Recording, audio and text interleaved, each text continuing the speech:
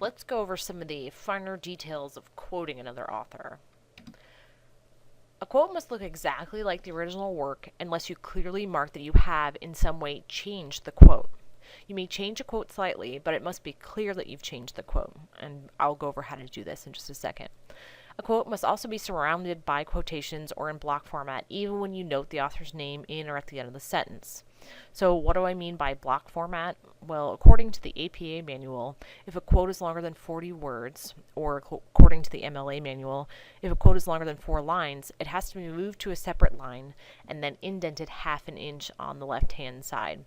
If you're not clear about it, just know that you can ask myself, or you can ask your professor, or you can ask somebody at the Academic Success Center, and they'll help you figure out how to do this. So if you stumble upon a lengthy quote, 40 words or more, come and ask somebody if you're unsure, and we'll help you out.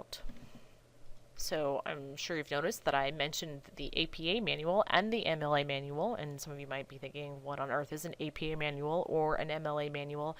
I'll cover the manuals a little more, I'll cover them in some detail towards the end of the lecture.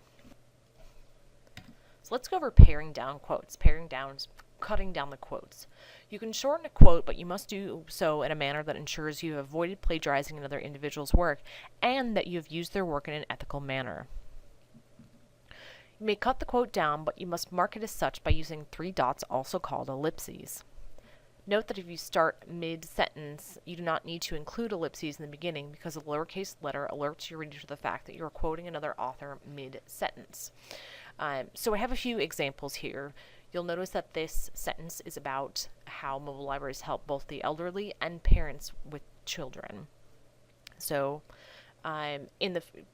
there will be situations where you are just writing a paper on one subject and not the other. So, for example, let's say you were just writing on how mobile libraries benefit the elderly, or you were writing a paper on how mobile libraries benefit parents and their children. In this case, you can cut the quote down so that it fits into your paper. You'll notice in the first place, in the first example, there are 3 dots that follow the sentence. This tells your reader that there was more in the sentence originally. And in the second one, you'll notice it says mobile libraries, and then there are 3 dots. This tells the reader there was content where these 3 dots appear.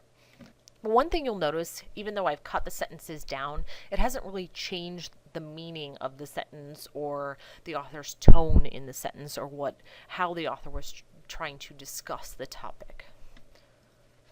So I have to stress that it's absolutely important that you do not cut a quote in such a way that it changes the meaning. In this example, John Smith is clearly arguing that logging is a negative thing, but it is possible to cut the sentence in such a way that it seems as if Smith believes logging is a positive thing, provides all these great jobs. You can't do this. If you disagree with an author, you must quote the author properly and then argue against the author in the sentences that follow the quote. You can also add content to a quote in order to clarify a point, but if you add new words, you must put them in brackets in order to make it clear to the reader that you added these words. So in this example here, it says she later noted that she felt nauseous 1 hour after taking the medication. Well, you might wonder who she is. What do they mean by she?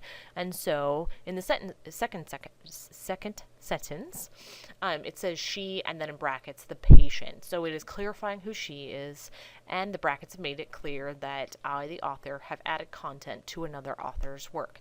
I'm sure you guys see this when you read the newspaper. You'll see little brackets. Usually the journalist is trying to clarify a quote, but wants to make sure the reader knows that that is not what the person said. They added that little bit of content to clarify.